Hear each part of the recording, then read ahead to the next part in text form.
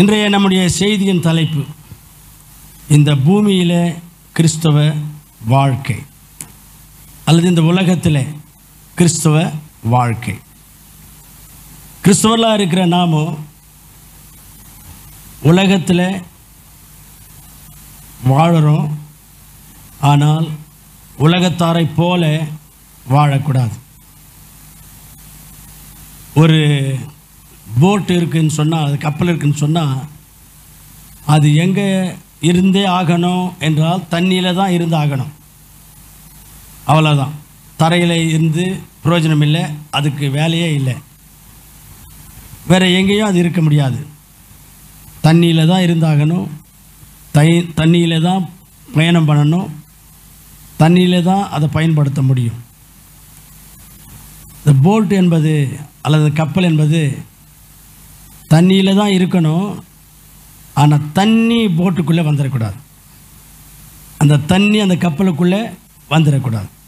அதை போல் நம்ம உலகத்தில் தான் வாழணும், இந்த உலகத்தில் தான் வாழணும். இந்த உலகத்தை விட்டு நம்ம எங்கேயும் போய் வாழவே முடியாது, உலகத்தில் தான் வாழணும். ஆனால் உலகத்தாரை போல வாழக்கூடாது, அல்லது இந்த உலகம் நமக்குள்ளே வந்துடக்கூடாது. நம்ம உலகத்தில் தான் இருக்கணும், உலகம் நமக்குள்ளே வந்துடக்கூடாது.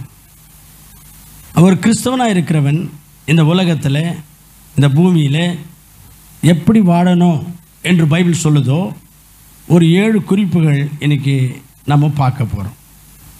முதலாவது, ஒரு கிறிஸ்தவராக இருக்கிறவங்க இந்த உலக வாழ்க்கையில் ஆண்டவருடைய சித்தத்தின்படி வாழணும். அவங்க இஷ்டத்துக்கும் அவங்களே வாழ்ந்துடக்கூடாது.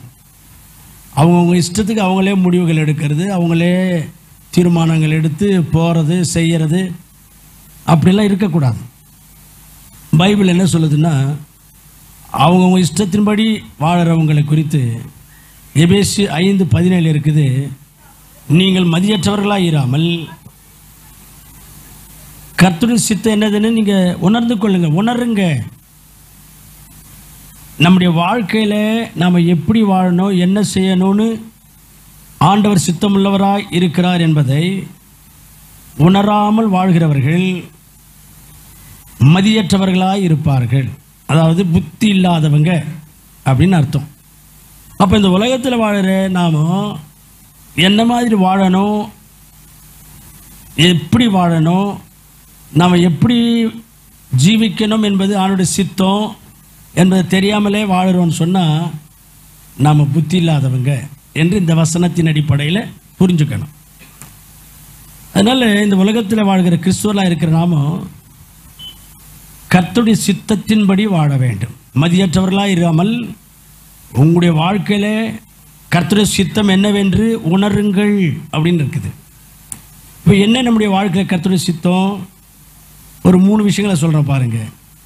1 தீமோத்தேயு 2:4 நீங்கள் எல்லாம் ரட்சிக்கப்படணும், கர்த்தரை அறிகிற அறிவிலே வளரணும், இதுதான் கர்த்தருடைய சித்தம் அப்படின்னு அந்த இடத்துல இருக்கும். அப்போ நாம் எல்லாரும் ரட்சிக்கப்படணும்.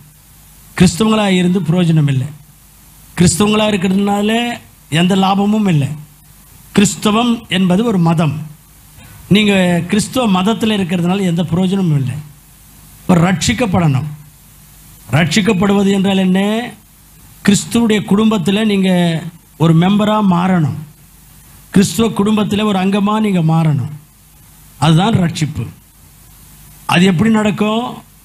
நாம் மனம் திரும்பி செய்த பாவங்கள் தெரிஞ்சோ தெரியாமலோ சிறு வயதிலிருந்து செஞ்சுருக்கிறோம், அவைகளுக்காக ஆண்டவரிடத்தில் மனஸ்தாபத்தோடு மன்னிப்பு கேட்டு ஆண்டவர் இயேசு கிறிஸ்துவ உள்ளத்தில் ஏற்றுக்கொள்ளும் பொழுது அவருடைய பிள்ளைகள் என்கிற அந்த ஸ்தானத்தை ஆண்டவர் நமக்கு தருகிறார் என்று கர்த்தர் இயேசு கிறிஸ்து சொல்லியிருக்கார். யோவான் சுவிசேஷம் 1:12 சொல்லியிருக்கிறார். அப்போ அப்படியாக மனம் திரும்பி பாவங்களை அறிக்கை செய்து விட்டு ஆண்டவரை உள்ளத்தில் ஏற்றுக்கொண்டு ஆண்டவர் பிள்ளைகளாய் நாம் மாறுகிறோம். இப்படி கர்த்தருடைய பிள்ளைகள் கர்த்தருடைய குடும்பத்தில் அவருடைய பிள்ளைகள் ஸ்தானத்துக்குள்ளே வருகிற அனுபவம் தான் ரட்சிப்பு. இது கிறிஸ்தவங்க எல்லாருக்கும் இருக்குதா என்றால் இல்லை. நிறைய பேர் கிறிஸ்தவங்க ஒரு பேரளவில் கிறிஸ்தவங்களாக இருக்கிறாங்க, நாமினல் கிறிஸ்டியன்ஸ். ஆனால் அனுபவபூர்வமான உண்மையான கிறிஸ்தவங்க யார் என்றால், அதாவது மனம் திரும்பி கர்த்தரை ஏற்றுக்கொண்டு கர்த்தருக்கு வாழ்க்கை ஒப்பு கொடுத்து கர்த்தருடைய நாமத்தினாலே ஞானஸ்நானம் பெற்று சபையில் சேர்க்கப்படுகிறவர்கள் அல்லது ஆண்டவருடைய குடும்பத்தில் சேர்க்கப்படுகிறவர்கள் தான் உண்மையான கிறிஸ்தவர்கள். ஆகவே நாம் கிறிஸ்தவங்களாக வாழ்ந்து பிரயோஜனம் இல்லை. இயேசு கிறிஸ்துவின் ரட்சிப்பை பெற்றுக்கொள்ளணும். அதுதான் ஆண்டவருடைய சித்தம். அதாவது நம்மை குறித்து இந்த உலக வாழ்க்கையில் ஆண்டவருடைய சித்தம் என்ன என்றால், நாம் இடைவிடாமல் ஜபம் பண்ணுறவங்களாக இருக்கணுமா. 1 தெசலோனிக்கர் 5ஆம் அதிகாரம் 18வது வசனத்தில் இருக்குது. இடைவிடாமல் ஜபம் பண்ணணுமா. அதாவது எப்போவுமே நம்ம மனசுக்குள்ளே சிந்தையில் ஜபம் இருக்கணும். எங்கே போனாலும் ஜபம் பண்ணுறவங்க இருக்கணும்.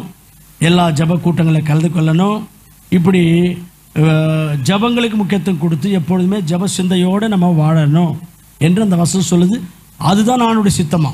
அப்போ அந்த இடைவிடாமல் யாருக்காக ஜபம் பண்ணணும் என்றால், உலகத்துக்காக ஜபம் பண்ணணும், நாட்டுக்காக ஜபம் பண்ணணும், ஊருக்காக ஜபம் பண்ணணும், கூட வேலை செய்கிறவங்களுக்காக ஜபம் பண்ணணும், சொந்தக்காரர்களுக்காக ஜபம் பண்ணணும், சபைக்காக ஜபம் பண்ணணும், ஊழியர்களுக்காக ஜபம் பண்ணணும். எவ்வளோ விஷயங்கள் இருக்குது. ஜபம் பண்ணிக்கொண்டே இருக்கலாம். இப்படி எல்லாருக்காக ஜெபிக்கிறவங்களாக இடைவிடாமல் ஆண்டவரிடத்தில் விண்ணப்பம் பண்ணுறவங்களாக இந்த உலக வாழ்க்கையில் இருக்கணும் என்பது தான் ஆண்டவருடைய சித்தம். நிறைய பேர் அவங்களுக்காக மட்டுமே ஜெபம் பண்ணிக்கிறாங்க. அவங்க கஷ்டங்கள், அவங்க பாடுகள், அவங்க பிரச்சனைக்காக மட்டும் ஜெபம் பண்ணிட்டு படுத்து தூங்கிடுறாங்க. காலையில் ஏஞ்சதும் மறுபடியும் அதே தான். அவங்களுடைய தேவைகள், அவங்களுடைய கஷ்டங்கள், அவங்களுடைய பிரச்சனைகளுக்காகவே ஜெபம் பண்ணுறது, அவ்வளோதான் முடிச்சிடுறாங்க ஜெபத்தை. இது சரியில்லை. இது ஆண்டவருடைய சித்தம் இல்லை. ஆண்டவருடைய சித்தம் என்றால் எல்லாருக்காக ஜெபம் பண்ணணும், இடைவிடாமல் ஜெபம் பண்ணணும். அதுதான் ஆண்டவருடைய சித்தம். இன்னும் கூட இன்னொரு வசனத்தில் இருக்குது, ஆண்டவருடைய சித்தம் நம்முடைய வாழ்க்கையில் என்னவென்றால் கடவுளுக்கு சேவை செய்யணும். ரோமர் 12:11 அந்த வார்த்தை நம்ம பார்க்குறோம்.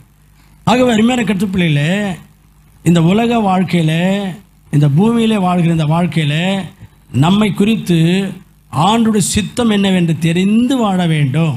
அந்த உணர்வோடு வாழ வேண்டும். 3 விஷயங்களை மட்டும் சொன்னேன். நம்மை குறித்து ஆண்டவருடைய சித்தம் என்ன என்றால், நாம் ரட்சிக்கப்படணும், சத்தியத்தை அறிகிற அறிவில், அதாவது அந்த பைபிள் நாலேஜில் வளரணும், எல்லாருக்காக ஜெபம் பண்ணணும், கடவுளுக்கு சேவை செய்யணும். இதுதான் ஆண்டவருடைய சித்தம். இது நம்முடைய வாழ்நாளெல்லாம் ஒவ்வொரு நாளும் நம்ம செஞ்சுக்கிட்டே இருக்கணும். இந்த பூமியில், இந்த உலக வாழ்க்கையில் நாம் வாழ வேண்டிய விதம் இது முதலாவது விஷயம்.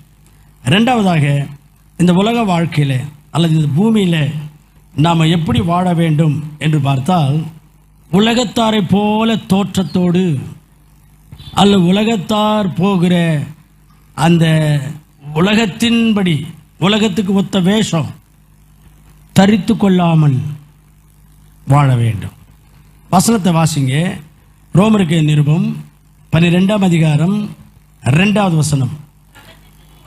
நீங்கள் இந்த உலகத்துக்கு ஒத்த வேஷம் தரிக்காமல் தேவனுடைய நன்மையும் பிரியமும் பரிபூர்ணமான சித்தம் என்னதென்று பகுத்தறியத்தக்கதாக உங்கள் மனம் புதிதாக வேண்டும் என்று இங்கே சொல்கிறார்.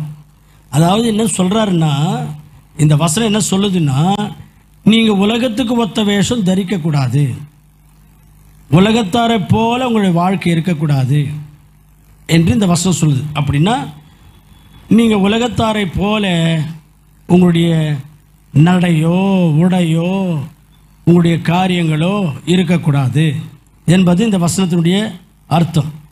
அதனால் நம்ம உலகத்தாரை போல வாழக்கூடாது. உலகத்தார் விதவிதமாக வாழறாங்க. உலகத்துக்கு ஒத்த வேஷம் நாம் தரிக்கக்கூடாது. நம்முடைய வாழ்க்கையில் நம்ம எப்படி இருக்கணும், உலகத்தாரை போல வேஷம் போடாமல் ஒரு பக்தியுள்ளவர்களாக நாம் எப்படி இருக்கணும் என்று வசனத்தில் நம்ம பார்க்கலாம். பாருங்கள், 1 தீமோத்தேயு 2ஆம் அதிகாரம் 9ஆம் வசனம் 10வது வசனம். ஸ்திரீகளும்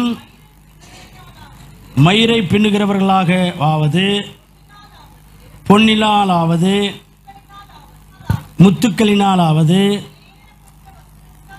வெளியேற பெற்ற வஸ்திரங்களினாலாவது தங்களை அலங்கரியாமல் தகுதியான வஸ்திரத்தினாலும் ஞானத்தினாலும் தெளிந்த புத்தினாலும் தேவபக்தி உள்ளவர்கள் என்று சொல்லிக் கொள்கிற ஸ்திரீகளுக்கு ஏற்றபடியே நற்கிரைகளினாலே தங்களை அலங்கரித்துக் கொள்ள வேண்டும். கவனிக்கணும், இந்த இடத்துல ஒரு கர்த்தருடைய பிள்ளை என்று சொன்னால், கிறிஸ்தவன் என்று சொன்னால், ஒரு தேவபக்தியுள்ள ஸ்திரீ எப்படி இருக்கணுமோ அப்படி இருக்கணும் அப்படின்னு இந்த வசனம் சொல்லுது. எப்படி இருக்கணுமா? 3 விஷயங்கள் சொல்லுது. தலை முடியை பற்றி சொல்லுது, நகைகளை பற்றி சொல்லுது, இந்த வசனம் வஸ்திரங்களை பற்றி சொல்லுது. தலை முடியை பற்றி என்ன சொல்லுதுமா? படிங்க. தங்களுடைய மயிரை பின்னிக் கொள்ளுகிறது என்றால் தலைமுடியை ஸ்டைல் பண்ணுறது, தலைமுடியை ஃபேஷனாக பண்ணுறது. தேவபக்தி உள்ள ஸ்திரீகளுக்கு அது இருக்கக்கூடாது. தேவபக்தி இல்லாதவங்க உலகத்தில் உள்ளவங்க இருப்பாங்க. அது போல் சினிமா ஆக்டர்ஸ் இருப்பாங்க, ட்ராமா பண்ணுறவங்க இருப்பாங்க, ஆம்பளைங்களை அட்ராக்ட் பண்ணணும் என்கிற சிந்தை உள்ளவங்க அது மாதிரி இருப்பாங்க.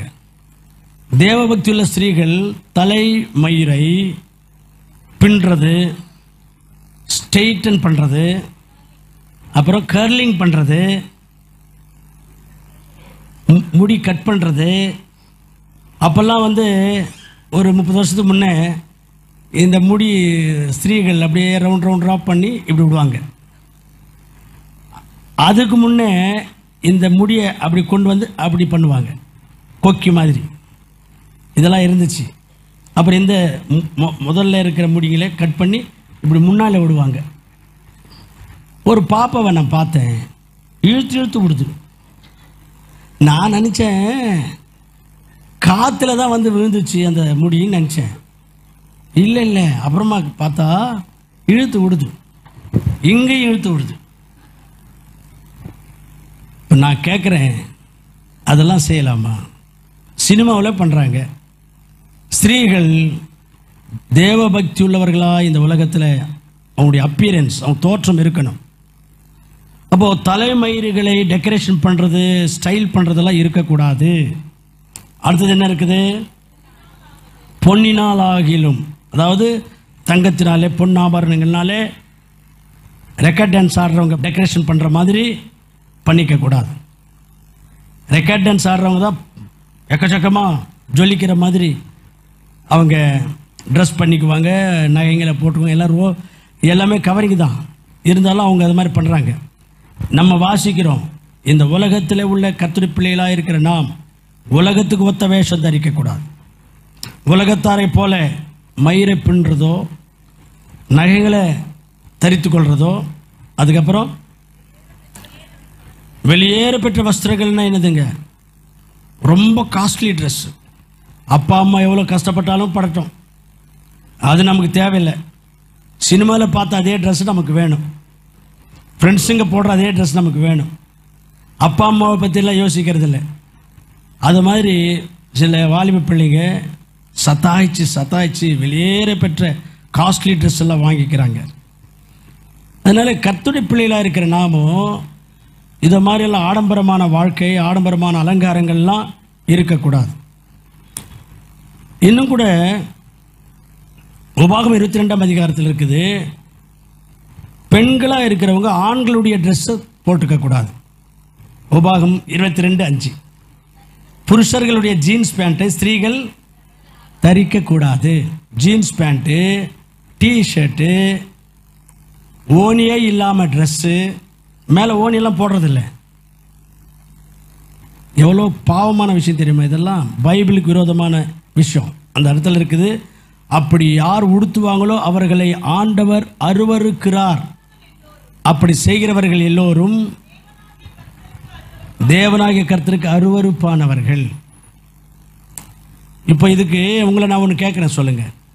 இந்த மாதிரி டிஷர்ட்டு, ஜீன்ஸ் பேண்ட்டு பசங்க, பெண் பிள்ளைகள் போட்டுட்டு வெளியில் சுற்றுறாங்க, ஷாப்பிங்கெல்லாம் போகிறாங்க. இதுக்கு நம்ம அப்பா அம்மாவை கேட்கணுமா, பசங்களை கேட்கணுமா? அப்பா அம்மாவை தான் நம்ம கேட்கணும். அவங்க அந்த அளவுக்கு விட்டுட்டாங்க. அந்த அளவுக்கு ஒருவேளை அழகு பார்க்குறாங்களா என்னன்னு தெரியல. இன்றைக்கி அழகாக தெரிவாங்க.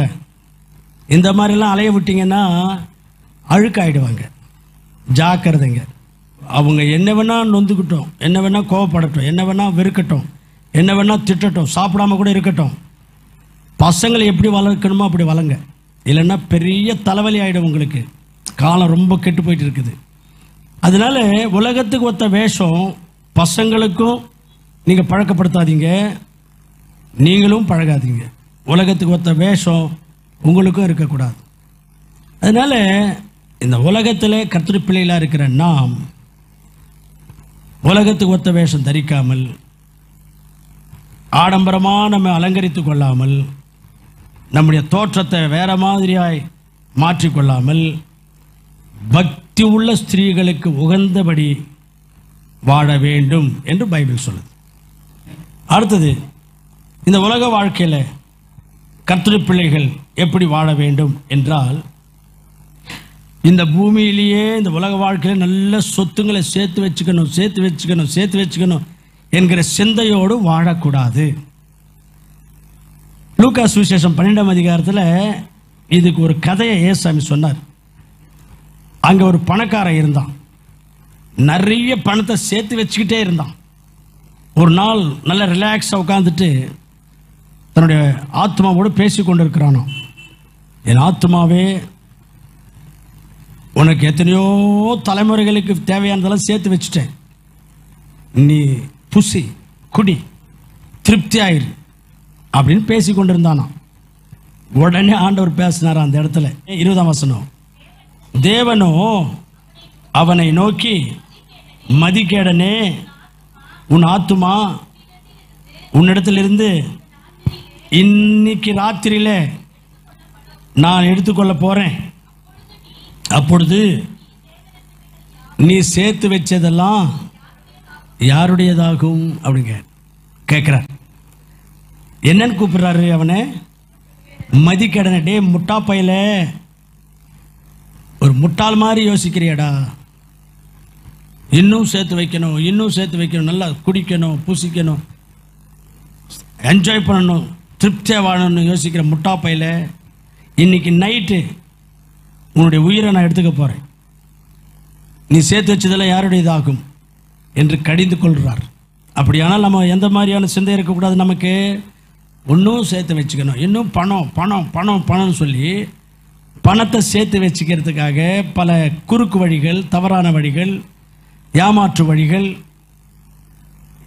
ஏமாற்று காரியங்கள் இவைகளெல்லாம் செஞ்சு நாம் பணத்தை எப்படியாகிலும் பணம் சேர்த்து வச்சுக்கணும் என்கிற சிந்தையோடு வாழக்கூடாது. இந்த பணத்தை பற்றி பைபிளில் 136ஆம் அதிகாரம் 10ஆம் வசனத்தில், பண ஆசை எல்லா தீமைக்கும் வேறு, அதுதான் வேறு. The lust of money is the root cause for all evil. எல்லா தீமைக்கும் முக்கியமான வேறு எதுன்னா பண ஆசை தான். பணம் என்கிற ஒரு சிந்தையோடு நம்ம இருந்துட்டோம்னா பல விதமான தீமைகளுக்கு நம்ம அது இழுத்துன்னு போயிடும். அதனால பண ஆசை நமக்கு இருக்கக்கூடாது. அப்படியே தொடர்ச்சியா அங்கே படித்தா சிலர் அந்த பணத்தை இச்சித்து விசுவாசத்தை விட்டே விலகி போயிட்டாங்க. பல விதமான வேதனைகளை கொண்டு வந்து வச்சுக்கிட்டாங்க. புரியுதுங்களா? சில பேர் கர்த்தருடைய பிள்ளைங்க தான், பணம் என்கிற சிந்தை, மணி மைண்டோட வாழ்ந்து பலவிதமான பொல்லாத அட்டூழியங்களுக்கு இடம் கொடுத்து விசுவாசத்தை விட்டு விழுந்துட்டாங்க. பலவிதமான வேதனையில கொண்டு வந்து வச்சுக்கிட்டாங்க. இந்த வசனத்தினுடைய சாராம்சம் அதுதான். அதனால பண ஆசை நமக்கு இருக்கக்கூடாது. மணி மைண்டு நமக்கு இருக்கக்கூடாது. மணியை சம்பாதிக்கணுங்கிற அந்த மைண்ட் இருக்கக்கூடாது. அதுக்கு பதிலாக என்ன மைண்ட் இருக்கணும் தெரியுமா? நாம் என்ன செஞ்சால் கடவுள் நம்மளை ஆஸ்வதிப்பார், எதை செய்தால் கடவுளுடைய ஆசீர்வாதம் நமக்கும் நம்முடைய பிள்ளைகளுக்கும் நம்முடைய குடும்பத்துக்கு வரும் என்கிற அந்த மைண்ட் செட்டோட நம்ம வாழணும். கர்த்தருடைய ஆசீர்வாதத்தை சுதந்திரித்துக் கொள்வதற்கு தகுதியுள்ளவங்களாக நாம் ஜீவிப்போமானால் பணம் ஆட்டோமேட்டிக்காக நமக்கு வந்து சேர்ந்துடும், ஐஸ்வர்யவான்களாக மாறிடுவோம். பைபிள் அப்படி தான் சொல்லுது. நீதிமொழிகள் 10:22 கர்த்தருடைய ஆசீர்வாதமே ஐஸ்வர்யத்தை தரும். சரிங்களா? கர்த்தருடைய ஆசீர்வாதமே ஐஸ்வர்யத்தை தரும். அதாவது கர்த்தருடைய ஆசீர்வாதம் நம்ம என்னென்ன செஞ்சால் கடவுள் நம்ம ஆஸ்வதிப்பார் என்கிற சிந்தையோடு இந்த உலகத்தில் நடப்போமானால், செய்வோமானால் ஆண்டவர் அதை பார்த்து நம்மை ஆஸ்வதிப்பார். ஆகவே பணத்தை சம்பாதிக்கிற சிந்தையோடு வாழக்கூடாது, கடவுளுடைய ஆசீர்வாதத்தை சம்பாதிக்கணும் என்கிற சிந்தையோடு வாழணும். கர்த்தருடைய ஆசீர்வாதம் சம்பாதிச்சிட்டோம்னாக்கா ஐஸ்வர்யம் தானே வந்துடும், பைபிள் சொல்லுது. இன்னைக்கு நம்ம பணம் பணம் பணம்ட்டு ஆண்டவரை விட்டுறோம். அதனால பலவிதமான வேதனைகள், பலவிதமான பிரச்சனைகள், பலவிதமான சிக்கல்களுக்குள்ளே போய் மாட்டிக்கிறோம். அருமையான கர்த்தர் பிள்ளைகளே, இந்த உலகத்தில் கர்த்தர் பிள்ளைகளை வாழ்கிற நாம் பணம் சம்பாதிக்கிற சிந்தை வேண்டாம், கர்த்தருடைய ஆசீர்வாதங்களை சம்பாதித்துக் கொள்ளணும் என்கிற சிந்தையோடு வாழ்வோம். கர்த்தருடைய ஆசீர்வாதங்களுக்கு தகுதியுள்ளவங்களாக மாறுவதற்கு நாம் செய்கிற காரியங்களை கர்த்தர் பார்த்து நம்மை ஐஸ்வர்யவான்களாக மாற்றிடுவார். அல்லேலூயா. நாலாவதாக, இந்த உலக வாழ்க்கையில் நாம் எப்படி வாழ வேண்டும் என்றால், உலகத்தில் பலவிதமான ஆசைகள் இருக்குது, இச்சைகள் இருக்குது, அவைகளிலிருந்து விலகி வாழ வேண்டும். உலகத்தில் ஒரு 3 விதமான ஆசைகளை குறித்து, இச்சைகளை குறித்து பைபிள் சொல்லி எல்லா பாவங்களும் அதுக்குள்ளே தான் அடங்கியிருக்கு என்று வேதம் நமக்கு தெளிவாய் சொல்லுகிறது. 1 யோவான் 2ஆம் அதிகாரம் 16வது வசனம். மாம்சத்தின் இச்சை, கண்களின் இச்சை, ஜீவனத்தின் பெருமை ஆகிய உலகத்திலே உள்ளவைகள் எல்லாம் பிதாவினால் உண்டானவைகள் அல்ல, உலகத்தினால் உண்டானவைகள். இந்த உலகத்தில் ஒரு 3 விதமான இச்சைகள், ஆசைகள் இருக்குமா. கண்களின் இச்சை, மாம்சத்தின் இச்சை, ஜீவனத்தின் பெருமை. கண்களினால் அதை பார்க்கணும், இது பார்க்கணும்ன்றங்கிற அது ஒரு ஆசை. இன்னொரு ஆசை மாம்சத்தின் இச்சை. இந்த சரீரத்தினாலே நாம் இதுக்கு ஸ்டைல் பண்ணணும், இதை வந்து இதனால் சில பாவக்காரியங்கள் இருக்கிற வகையெல்லாம் அனுபவிக்கணும் என்பது சரீர இச்சை. 3வது ஜீவனத்தின் பெருமை. அப்படின்னா வாழ்க்கையில் பெருமையாக இருக்கணும் என்கிற சிந்தை. இதுதான் உலகத்தில் இருக்குதான். இவைகளிலிருந்து நாம் விலகணும். கண்கள் நிச்சயம் நமக்கு இருக்கக்கூடாது, மாம்சத்தின் நிச்சயம் இருக்கக்கூடாது, பெருமையாய் வாழணும் என்கிற சிந்தை இருக்கக்கூடாது. இந்த உலகத்தில் இருக்கிற இந்த மாதிரியான பாவங்களுக்கு விலகி வாழ வேண்டும், கர்த்தருடைய வழியிலே நாம் நடக்க வேண்டும் என்பது 4வது விஷயம். 5வதாக, இந்த உலக வாழ்க்கையில் நாம் எப்படி வாழ வேண்டும் என்றால், நாளை குறித்து எந்த கவலையும் இல்லாமல் வாழ வேண்டும். நாளை எப்படி செய்ய போகிறோமோ தெரியலையே, செலவுக்கு என்ன பண்ண போகிறோமோ தெரியலையே, பசங்களை எப்படி படிக்க வைக்க போகிறோமோ தெரியலையே, பசங்களுக்கு எப்படி திருமணம் பண்ண போகிறோமோ தெரியலையே, இந்த கவலை இருக்கக்கூடாதாம். இந்த உலகத்தில் வாழற காலத்தில் இந்த மாதிரி கவலைகள் நமக்கு இருக்கக்கூடாது என்று பைபிளில் இயேசுசாமி சொல்கிறார். லூக்கா சுவிசேஷத்தில் 12:29 எண்ணத்தை உண்போம், எண்ணத்தை குடிப்போம் என்று நீங்கள் கேளாமலும் சந்தேகப்படாமல் இருங்கள். 30ஆம் வசனம். இவைகளெல்லாம் உலகத்தார் நாடி தேடுகிறார்கள், இவைகள் உங்களுக்கு வேண்டியவைகள் என்று உங்கள் பிதாவானவர் அறிந்திருக்கிறார். இவைகளெல்லாம் உங்களுக்கு கூடவே சேர்த்து கொடுக்கப்படும். அப்போ நாளைக்கு என்ன பண்ண போகிறோமோ, எப்படி நம்ம பசங்களை வளர்க்க போகிறோமோ, திருமணம் பண்ண போகிறோமோ, செலவுக்கு என்ன பண்ணுறது, இந்த கவலையே வேண்டான்னு சொல்லி இயேசுசாமி சொல்கிறார். எதை குறித்தும் கவலைப்படாதே, நீ கடவுள் பிள்ளையாக இருக்கிற, உங்கள் பிதாவுக்கு உங்களுக்கு என்னென்ன தேவைன்னு சொல்லி அவருக்கு தெரியும், அவர் கொடுப்பாரு, நீங்கள் கவலைப்படாதீங்க நீங்கள் கவலைப்படாமல் நீங்கள் போகிற அந்த கடவுளுடைய வழியில் போய்கிட்டே இருங்க. உங்களுக்கு என்னென்ன தேவையோ அதெல்லாம் பரலோகத்திற்கு பிதா உங்களுக்கு செய்வார் அப்படின்ட்டு ஏசாமி சொல்கிறார். அதாவது அதனால நாம் கவலை நம்முடைய சிந்தையில் இருக்கக்கூடாது, நாம் கவலைப்படக்கூடாது. கர்த்தரை உறுதியாக நம்பணும், எல்லாம் நல்லபடியாக நடக்கும், எனக்கு எந்த குறையும் ஆண்டவர் வைக்க மாட்டார் அப்படின்னு முன்னேறி மகிழ்ச்சியாக இருக்கணும். கர்த்தர் அதே போல் நம்மை காப்பாற்றுவார். அதனால் இந்த உலகத்தில் கவலையற்றவர்களாக இருக்கணும், எதுக்கும் கவலைப்படக்கூடாது. ஆண்டவர் மேலே முழுமையாய் சார்ந்து வாழ வேண்டும், ஆண்டவரையே நம்பி வாழ வேண்டும். கர்த்தர் நம்மை ஒரு நாளும் கைவிட மாட்டார். ஆறாவதாக இந்த உலக வாழ்க்கையில் நாம் எப்படி வாழணும் என்றால், இந்த உலகத்தில் நம்ம ரட்சிக்கப்பட்ட பிறகு ஆண்டவர் சபையில் கொண்டு வந்து சேர்த்துடுறார். ஆண்டோடைய சபையில் சேர்ந்து ரட்சிக்கப்பட்டிருக்கிற கிறிஸ்துவர்களாக இருக்கிற நாமும் கடவுளுக்கு ஏதாகிலும் ஒரு சேவை செய்யணும் என்கிற சிந்தை இருக்கணும். கடவுளுக்கு ஏதாகிலும் ஒரு வகையில் சேவை செய்கிறவங்களாக இருக்கணும். அப்படிதான் இந்த உலக வாழ்க்கையில் நம்ம வாழணும். நாம் கடவுளுடைய வேலையை செய்யலைன்னா ஆண்டுடைய வேலையை செய்கிறதுக்கு வேறு யாருமே இல்லை. ஆனால் கர்த்தர் பிள்ளைகளாக இருக்கிற நாம தான் ஆண்டுடைய காரியங்களை, வேலைகளை, ஊழியங்களை செய்யணும். அதுக்காக கர்த்தர் நம்மை தெரிந்து கொண்டிருக்கிறார், நம்ம ஏற்றுக்கொண்டிருக்கிறார். அதனால் சபையில் கர்த்தருக்கு சேவை செய்கிறவங்களாக இருக்கணும். சபைகளில் சில நேரங்களில் நம்ம நல்ல ஒரு ஆர்வமாக சேவை செய்யும்போது சில பொறுப்புகளும் அவங்களுக்கு ஆண்டவர் கொடுக்குறார்.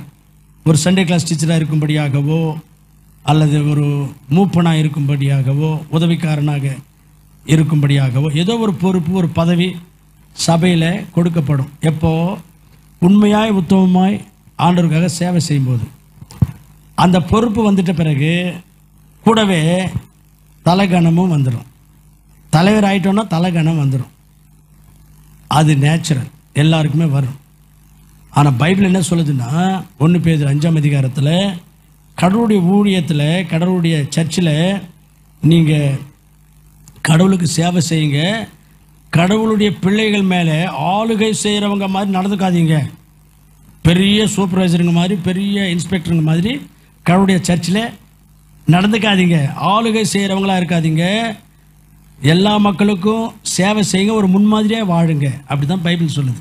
1 பேதுரு 5ஆம் அதிகாரத்தில் 2ஆம் வசனம் வாசிங்களேன். இருமாப்பாக ஆளுகை செய்கிறவர்களாக திருச்சபையில் இருக்கக்கூடாது, மந்தைக்கு மாதிரிகளாக இருந்து கண்காணிப்பு செய்யுங்க. அப்போது சபையில் ஏதாவது ஒரு பொறுப்பு கொடுத்தா இந்த உலக வாழ்க்கையில் உங்களுக்கு ஆண்டுடைய ஊழியங்களில் நீங்கள் நல்ல ஆர்வமாக இருக்கிறத பார்த்து உங்களுக்கு சில பொறுப்புகள், பதவிகள் திருச்சபையில் கொடுக்கப்படும். ஆளுகை செய்கிறவங்களாக இருக்காதீங்க, மந்தைகளுக்கு ஒரு முன்மாதிரியாக வாழ்ந்து சேவை செய்யுங்கன்னு பைபிள் சொல்லுது. அப்போ இந்த உலக வாழ்க்கையில் கர்த்தர் நம்மை அவருடைய சபையில் இணைச்சிட்டாரு. சில பொறுப்புகள் ஆண்டவர் நமக்கு தருவார், பதவிகள் தருவார். நமக்கு பெருமை வரக்கூடாது, தலைகணம் வரக்கூடாது. ஆகவே இந்த உலக வாழ்க்கையில் கர்த்தர் பிள்ளைகளாக இருக்கிற நாமும் திருச்சபையில் வந்து இணைஞ்சிட்டோம். இங்கே ஆண்டுடைய ஊழியத்தின் மேலே நமக்கு இருக்கிற அந்த வாஞ்சியை பார்த்து பொறுப்புகள் கொடுப்பாங்க. அந்த பொறுப்பில் மந்தைக்கு முன்மாதிரியாக இருக்கணும், நம்மை தான் தாழ்த்தி கொள்ளணும். ரொம்ப பெரிய இன்ஸ்பெக்டருங்க மாதிரி, சூப்பர்வைசர் மாதிரி ஆளுகை செய்யக்கூடாது, தாழ்மையோடு சேவை செய்யணும். இந்த அனுபவத்தில் நம்மை நாம் வளர்த்து கொள்ளணும், ப்ராக்டிஸ் பண்ணிக்கொள்ளணும். ஏழாவதாக இந்த உலக வாழ்க்கையில் கர்த்தர் பிள்ளைகளாக இருக்கிற நாமும் இங்கே நம்ம வாழ்ந்து கொண்டிருந்தாலும் நம்முடைய மனசு, சிந்தை எல்லாம் பரலோகத்தின் மேலே ஃபிக்ஸ் பண்ணணும். ஆபிரகாமை குறித்து நம்ம பைபிளில் வாசிக்கும் பொழுது, ஆபிரகாம் பெரிய ஐஸ்வர்யவான். அவர்கிட்ட 316 பேர் வேலைக்காரங்க, அவ்வளோ பெரிய ஐஸ்வர்யவான். ஆனாலும் தனக்குன்னு ஒரு வீடு கூட கட்டிக்கலை. அதுக்கு பைபிளில் காரணம் சொல்லப்படுகிறது. எபிரேயருக்கு நிருபத்தில் 11ஆம் அதிகாரத்தில் அதுக்கு காரணத்தை பார்க்குறோம். 10ஆம் வசனம் 11ஆம் வசனத்தில் அவ்வளோ பெரிய பணக்காரன், 316 பேர் வேலைக்காரங்களுக்கு சம்பளம் கொடுக்குற ஒரு பெரிய ஐஸ்வர்யவான் ஏன் சொந்தமாக ஒரு வீடு கூட கட்டிக்கல என்பதற்கு அங்கே வசனம் அது காரணம் சொல்லுது. பாருங்களேன், ஏன் என்றால் தேவன் தாமே கட்டி உண்டாக்கி இருக்கிற இந்த பரலோக பட்டணத்தை அஸ்திபாரங்கள் உள்ள அந்த பரலோகத்துக்காக காத்திருந்தார். இதுதான் காரணமா. அதனால இந்த உலகத்தில் அவர் பரதேசிய போல வாழ்ந்தார் அப்படின்னு அடுத்த வசனத்தில் இருக்குது. விசுவாசத்தினாலே ஒரு பரதேசிய போல, பரதேசினா என்ன, அவ்வளோ சிம்பிளான ஒரு வாழ்க்கை. அப்போது இந்த உலக வாழ்க்கையில் கர்த்தர் பிள்ளைகளாக இருக்கிற நாமும் சிம்பிளாக வாழணும், ஆடம்பரமாக வாழக்கூடாது. நம்ம மைண்டெல்லாம் பரலோகத்தின் மேலே இருக்கணும். நான் எப்போ கண்ணை மூடினாலும் கடவுள் இருக்கிற அந்த இடத்துக்கு நான் போய் சேரணும். நான் எது செய்தாலும் பரலோகத்தில் இருக்கிற அந்த கடவுள் அதை விரும்பணும், சந்தோஷப்படணும், அவர் திருப்திப்பட்டு என்னை ஆஸ்வதிக்கணும், அதுக்கேற்ற மாதிரி நான் நடந்துக்கணும் என்று பரலோகத்தை குறித்தான சிந்தையோடு கூட இந்த உலகத்தில் ஆபிரகாம் வாழ்ந்தது போல நாமளும் வாழணும். பரலோகத்தின் மீது நம்முடைய சிந்தை இருக்கணும். நம்ம என்ன செய்தால் பரலோகத்தில் ஆண்டவர் சந்தோஷப்படுவார், என்ன செய்தால் பரலோகத்தில் நமக்கு பலன் இருக்கும், என்ன செய்தால் ஆண்டவர் நம்மை பரலோகத்துக்கு ஏற்றுக்கொள்வார் மரித்த பிறகு, இந்த சிந்தையோடு கூட வாழணும். இப்படி தான் ஆபிரகாம் வாழ்ந்திருக்கிறார். ஆகவே அருமையான கர்த்தர் பிள்ளைகளை, இப்போ சொல்லுங்கள், கர்த்தர் பிள்ளைகளாக இருக்கிற நாமும் இந்த உலக வாழ்க்கையில் எப்படி வாழணும் என்றால், நம்பர் 1, உலகத்துக்கு ஒத்த வேஷம் தரிக்கக்கூடாது. நம்பர் 2, ஆண்டவருடைய சித்தத்தை உணர்ந்து அந்த ஆண்டவருடைய சித்தத்தின்படி வாழ வேண்டும். நம்பர் 3, உலகத்தில் பொக்கிஷங்களை சேர்த்து வச்சுக்கிட்டு பெரிய பணக்காரங்களாயிடணும் என்கிற சிந்தை இருக்கக்கூடாது. 4, உலகத்தில் பலவிதமான இச்சைகள் ஆசைகள் இருக்குது, அவைகளுக்கு விலகணும், அவைகளை விழாதபடிக்கு நம்மை காத்துக்கொள்ளணும். 5, நாளைக்கு என்ன பண்ண போகிறோமோ என்ற சிந்தை, ஏக்கம், கவலை இல்லாதவர்களாய் வாழணும். நாளைக்கு என்ன நமக்கு தேவையோ பரலோகத்திற்கு பிதா அறிந்திருக்கிறார், நாளைக்கு நிச்சயமாய் நம்ம தேவைகளை கர்த்தர் சந்திப்பார் என்கிற விசுவாசத்தோடு வாழணும். 6வது, கடவுளுடைய சேவையில் நமக்கு ஏதாவது ஒரு பொறுப்பு கிடைக்கும் என்றால் ரொம்ப இருமாப்பாக ஆளுகை செய்கிறவங்களை போல சபையில் நாம் டாமினேஷன் பண்ணக்கூடாது, ரொம்ப இருமாப்பாக நடந்துக்கக்கூடாது. பெரிய இன்ஸ்பெக்டருங்க மாதிரி சூப்பர்வைசிங்க மாதிரி எல்லாரையும் அதட்டுறது, வா போன்னு சொல்லி இது மாதிரிலாம் ஆளுகை செய்யக்கூடாது. தாழ்மையாக கர்த்தருடைய சேவை செய்ய வேண்டும். 7வது, சிந்தையெல்லாம் பரலோகத்து மேலே வச்சிருக்கணும். நம்ம என்ன செய்தால் ஆண்டவர் சந்தோஷப்படுவார், என்ன செய்தால் பலன் தருவார், என்ன செய்தால் ஆண்டவருக்கு பிரியமாக இருக்கும், இதெல்லாம் சிந்திச்சு கொண்டு இந்த உலகத்தில் வாழணும்.